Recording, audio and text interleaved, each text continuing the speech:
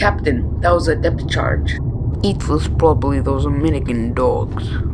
But why would they do it? War must have already broken out. We must defend ourselves. Alright, I say we launch the torpedoes. Let's do it. No! What if war hasn't started yet? They would retaliate and start World War III. It would be the end of the world. Nonsense! We had orders from Moscow, and we will fulfill them, and this won't get in our way.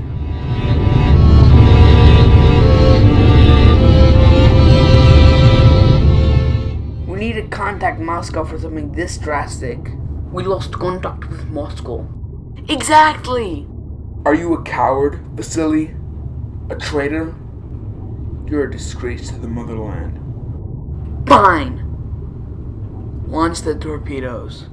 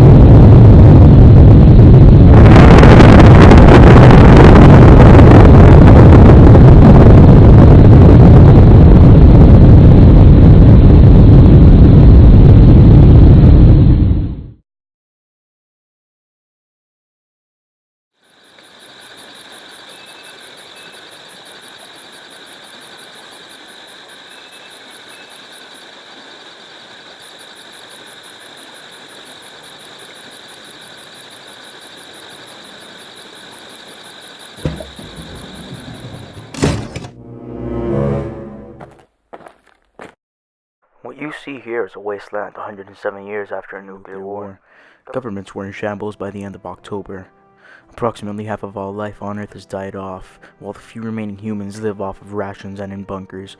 All the other remaining life is mutated and or deformed. As you can see, nuclear weapons are an extremely dangerous factor in our lives. The bomb that devastated Hiroshima such a long time ago, Little Boy, broke the entire city in half.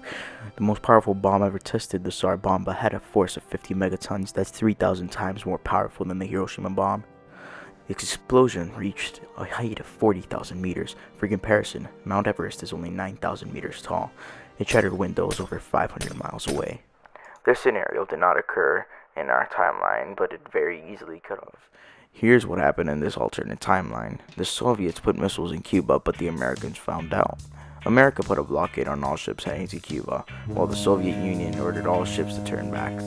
This particular sub, however, lost contact with Moscow and was not informed of this. A US ship above them found them and dropped depth charges, signaling them to come up. The crew thought this was an attack and believed the war had begun. They planned to retaliate with a nuclear torpedo. In our timeline, one man explained that the war may not have begun, and by using that torpedo, they could have started something very bad. However, he could have easily been pressured into agreeing with them, and if that happened, we would have this alternate timeline. America would think that the torpedo was ordered by the Soviets and would attack. The Soviets would retaliate, while Britain and France may have also launched missiles. And at that time, the Soviet Union had 3,000 nuclear weapons, while the United States had a staggering 27,000. With this many nukes, a massive extinction level event would occur, greater than that of the dinosaurs. All large creatures would go extinct with the exception of underwater ones. It would be truly catastrophic.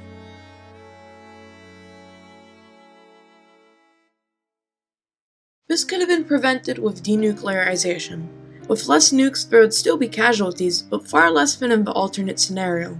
With less nukes, there would also be less tension, which is good, as nukes and tension lead to fear, fear leads to anger leads to hate, and of course, hate leads to suffering. Nukes are still a problem today though, as many countries have them. Quite a few of those countries have high tensions. There's another reason why nukes are a problem today, and it might surprise you. Nukes limit democracy and protect evil. Allow me to explain. When a cruel country, such as North Korea, has nukes, we are forced to be diplomatic with them. We have to sit there and watch as their people suffer.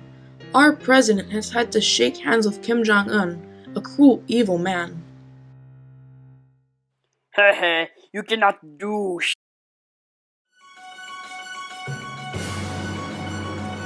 Well, actually, Nukes are great. They force us to be diplomatic and cooperate.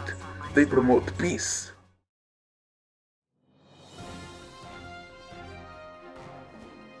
That is partially true. However, it comes at a very high and risky price. We have already proven that. Nukes can cause very serious damage, and they can also promote very serious problems. Even though the Cold War is over, they cannot be ignored.